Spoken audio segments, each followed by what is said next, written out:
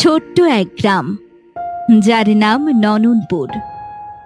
সেখানে সব কিছু ছিল স্নিগ্ধ ও মনোমুগ্ধকর। পুরো গ্রামটি যেন শিল্পীর হাতে আঁকা কোনো চিত্র।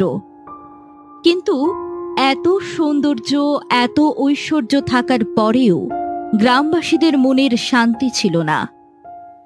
কারণ রাতের অন্ধকারের মাঝে গোপন এক রহস্য লুকিয়েছিল সেই গ্রামকে ঘিরে। রাত যত গভীর হয়, চাঁদের আলো সব কিছুতে এক রহস্যময় আভা ছড়িয়ে দেয়। গ্রামের প্রাণকেন্দ্রে পরিত্যক্ত এক পুরনো বাড়িকে নিয়েই যত রহস্য।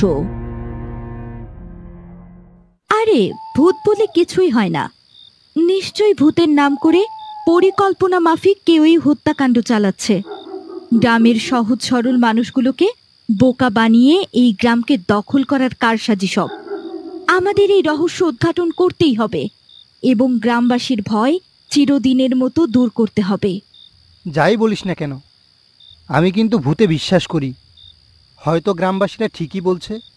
চল না আমরা শহরে ফিরে যাই, কি দরকার অযথা ঝামেলায় জড়ানোর। সারা বিকাশের কথার কোনো তোয়াক্কা না করে সামনের দিকে এগিয়ে চলল আর উৎসাহী কণ্ঠে বলল, বিকাশ, এই বাড়িটা তো সত্যি অনেক পুরনো। এখানে কি সত্যি ভূত আছে? আমি শুনেছি এখানে রাতে কেউ ঢুকলে আর ফিরে আসে না। কিন্তু আমাদের যে ঢুকতেই হবে, এর রহস্য উদ্ঘাটন করতেই হবে, না হয় একের পর এক তাজা প্রাণ ঝরতেই থাকবে। হাঁটতে হাঁটতে তারা বাড়ির সদর দরজায় পৌঁছে গেল। সারা বাড়ির দরজা খুলে ভিতরে প্রবেশ করল। বিকাশ চোখে মুখে ভয় নিয়ে অনেকটা বাধ্য হয়েই সারার পিছু পিছু চলল। তারা যত অগ্রসর হচ্ছিল, চারপাশের রহস্য যেন বেড়েই চলছিল। বাড়ির ভেতরে খুটখুটে অন্ধকার। কেবল দূরে একটি পুরনো টেবিলের ওপর একটি মোমবাতি জ্বলজ্বল করছে। ঠিক তখন বিকাশ ভীত সন্ত্রস্ত হয়ে সারাকে জিজ্ঞাসা করল, এখানে কি সত্যি কোনো রহস্য আছে? হয়তো বা আছে, কিংবা নেই, কিন্তু আমাদের সত্যিটা জানতেই হবে। তারা এক পা দুপা করে এগিয়ে চলল। হঠাৎ বিকাশের চোখে পড়ল সোনার ফ্রেমে বাঁধানো একটি ছবি। বিকাশ একটু থমকে দাঁড়ালো, বুঝে উঠতে পারল না ছবির মানুষটি কে। ফ্রেমের ভেতরে থেকে শুধুই যেন তার চোখের দিকে চেয়ে আছে দুটো জলজলে চোখ। অদ্ভুত সেই দৃষ্টিতে এক অজানা টান, যেন গভীর অন্ধকারে সেগুলোই একমাত্র আলোর কণা। অদ্ভুত সেই ফ্রেম যেন তাদের আরো কাছে ডাকছে। সারা ও বিকাশ এগিয়ে চলল সেই ফ্রেমের দিকে। ফ্রেমটির আলো ক্রমশ উজ্জ্বল হতে শুরু করলো, আর তার ভেতর থেকে ধীরে ধীরে এক যুবতীর চেহারা স্পষ্ট হয়ে উঠল। মুখে বিষণ্ণতা আর চোখে প্রতিশোধের আগুন। মনে হলো 100 বছরের জমাট বাঁধা কষ্ট ও যন্ত্রণার অন্ধকারে সে আটকা পড়ে আছে। দেয়ালগুলো যেন সেই যন্ত্রণার সাথে একাত্ম হয়ে শোকের সুর তুলছে। কিছু বুঝে ওঠার আগেই কানে ভেসে এলো এক বিভৎস নারী কণ্ঠস্বর, যেন অন্ধকার ফুঁড়ে এসে তাদের কানে ছোবল মারল। কণ্ঠটি ছিল কর্কশ, ভাঙা, আর তাতে এমন এক ক্রোধ যেন শতাব্দীর প্রতিশোধ লুকিয়ে আছে। কণ্ঠটি তীক্ষ্ণ স্বরে বলে উঠল, কে তোরা? সব জেনে শুনে এখানে কেন এসেছিস বল? তোদের কি প্রাণের মায়া নেই? আমি তোদের মতো মানুষের অশুভ উপস্থিতি সহ্য করতে পারি না। বিকাশের পুরো শরীর শিউরে উঠল। মনে হলো তার চারপাশের অন্ধকার আরো ঘন হয়ে আসছে, আর সে অদৃশ্য কণ্ঠ যেন তাকে গিলে খেতে চাইছে।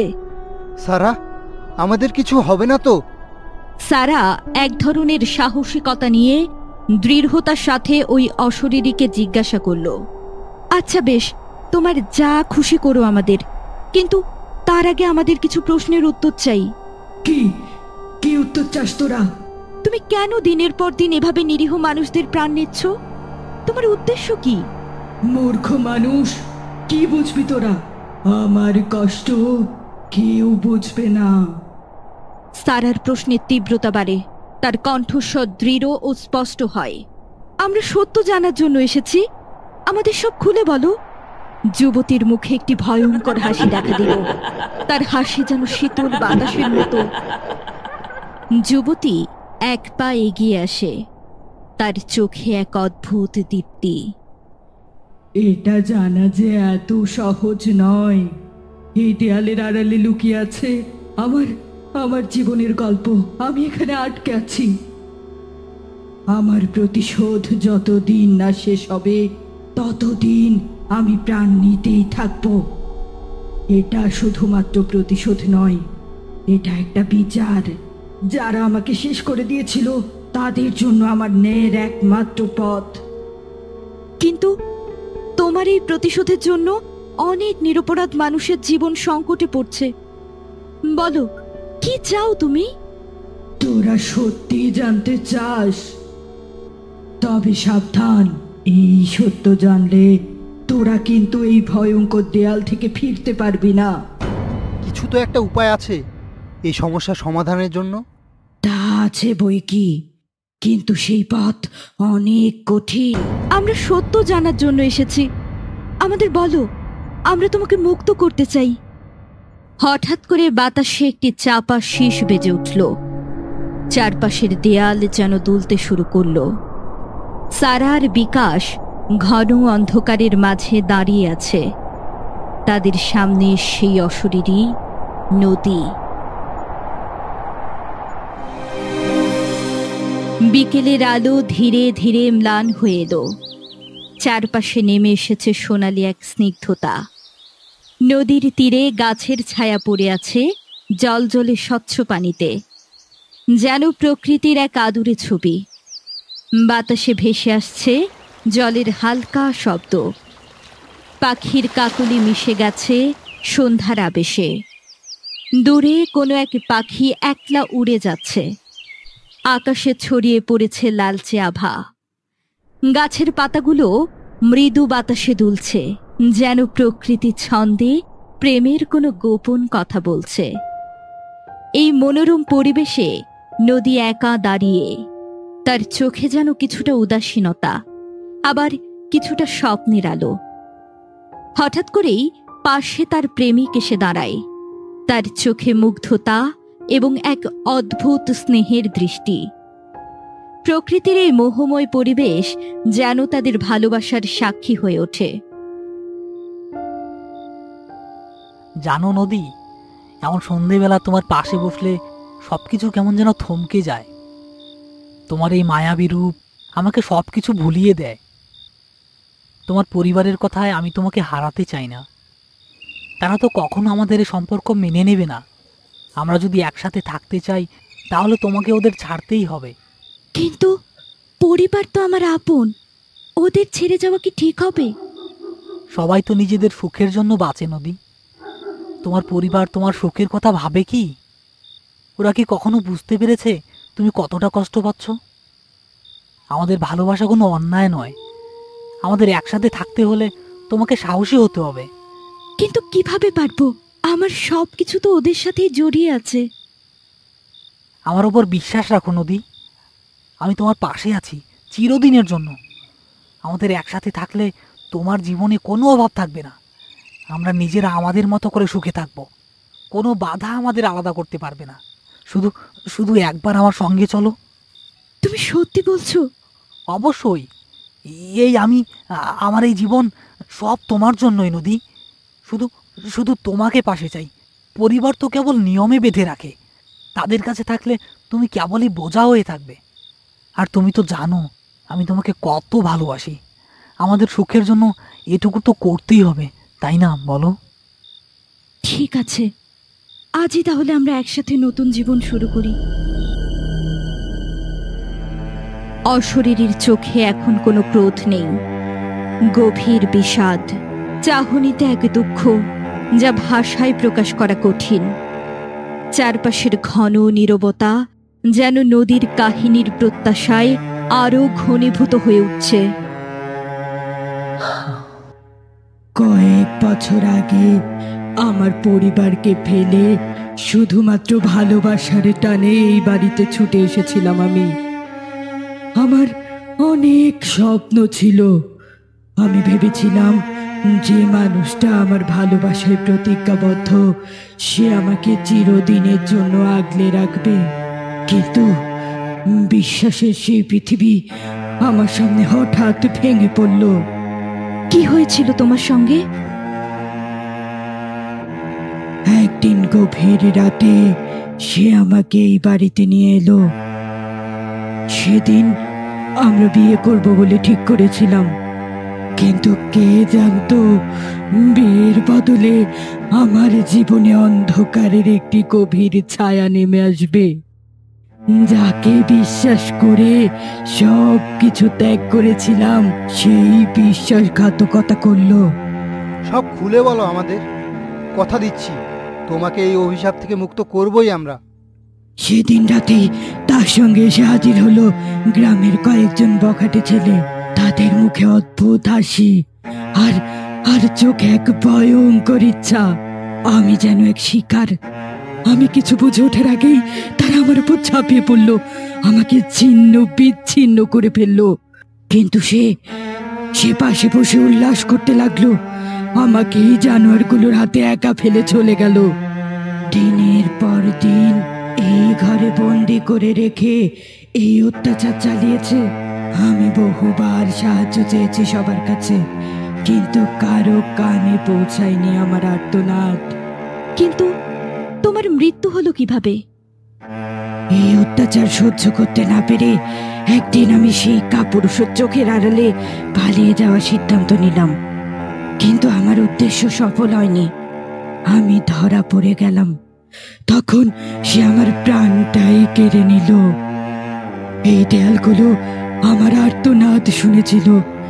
এই মেঝে আমার রক্তের দাগে চিরকাল চিহ্নিত হয়ে আছে। কিন্তু সেই রাতে আমার জীবন শেষ হয়ে গেল। শুধু আমার দেহটাই যায়নি, আমার বিশ্বাস, আমার ভালোবাসারও মৃত্যু হয়েছিল। সেই রাতে আমি হারিয়েছি আমার স্বপ্নগুলো, আমার আশা, সবকিছু। আর তাই আমার আত্মা আজও এই বাড়িতে বন্দি হয়ে আছে। যাকে আমি ভালোবেসেছিলাম সে আমাকে ধোঁকা দিয়েছিল। সে শুধু আমাকে খুন করেনি, সে আমার ভালোবাসাকে খুন করেছিল। মৃত্যুর পরে তো মুক্তি, তাহলে তুমি এখানেই থেকে গেলে কেন? মুক্তি? আমার এই শীতল, মিথ্যে আর প্রতারণায় ভরা মৃত্যুতে কোনো মুক্তির পথ ছিল না। প্রতিটি রাত আমি এই বাড়িতে কাটাই। সেই রাতের দুঃস্বপ্ন আমাকে প্রতি মুহূর্তে গ্রাস করে। এই দেয়ালগুলো প্রতিদিন আমাকে মনে করিয়ে দেয় কিভাবে আমার স্বপ্নগুলো টুকরো টুকরো হয়ে ভেঙে গেছে এবং কিভাবে বিশ্বাসঘাতকতা আমাকে নিঃশেষ করে দিয়েছে। কিন্তু কেনই বা নিরীহ মানুষগুলোর প্রাণ নিচ্ছ? তারা তো অপরাধী নয়। আমার আত্মা চাই সত্যের প্রতিশোধ। আমি কখনো তাদের ক্ষতি করতে চাইনি। যখন বেঁচে ছিলাম বহুবার তাদের কাছে বিচার চেয়েছিলাম, কিন্তু কেউ আমাকে সাহায্য করেনি। বরং কলঙ্কিনী ভেবে আমাকে তাড়িয়ে দিয়েছিল।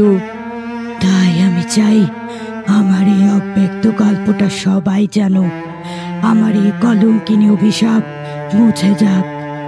কিন্তু তা তো হওয়ার নয়। তাই আমি চাই আমার যন্ত্রণাগুলো তাদের মাঝে প্রতিধ্বনিত হোক। আমি চাই তারা জানুক মৃত্যু যন্ত্রণা কতটা ভয়ানক, কতটা ভয়াবহ। স্বজন হারানোর যন্ত্রণা, তার চেয়েও বেশি যন্ত্রণার হলো মৃত্যুর বিচার না পাওয়া।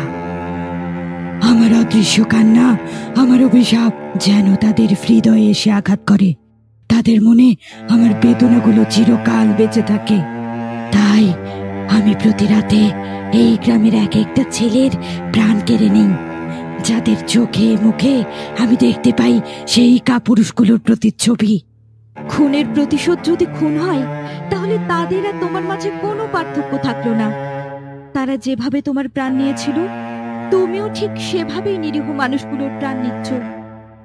আমার মুক্তি যদি সত্যি মিলতো, তাহলে হলে আর কারো প্রাণ নিতাম না। আমি শুধু চাই আমার কলঙ্কের দাগ মুছে যাক, সবাই জানুক আমার গল্প, কেউ যেন আমাকে ভুলে না যায়, আর আর যেন কেউ আমার মতো এভাবে নিঃশেষে হারিয়ে না যায়। কথা দিচ্ছি, আজকের পর থেকে তোমার এই গল্প সবাই জানবে। কেউ তোমাকে কলঙ্কিনী বলে অপবাদ দেবে না। আর যারা তোমার এই মৃত্যুর পেছনে দায়ী, তাদের প্রত্যেককেই আইনের আওতায় আনা হবে। জানো তো, কেউ কখনো এভাবে আমার কথা শুনেনি, আমার গল্প জানতে চায়নি। এটাই তো ছিল আমার মুক্তির পথ, কিন্তু কেউ আমাকে মুক্তি দিতে চায়নি কখনোই। আমাদের মতো মেয়েরা তো নিভৃতে অত্যাচারিত হয়ে মরে যায়, কষ্ট নিয়ে হারিয়ে যায়, কেউ খোঁজ রাখে না। তোমাদের প্রতি আজ কৃতজ্ঞ থাকলাম। আজ থেকে আমি মুক্ত, সত্যি মুক্ত, মুক্ত।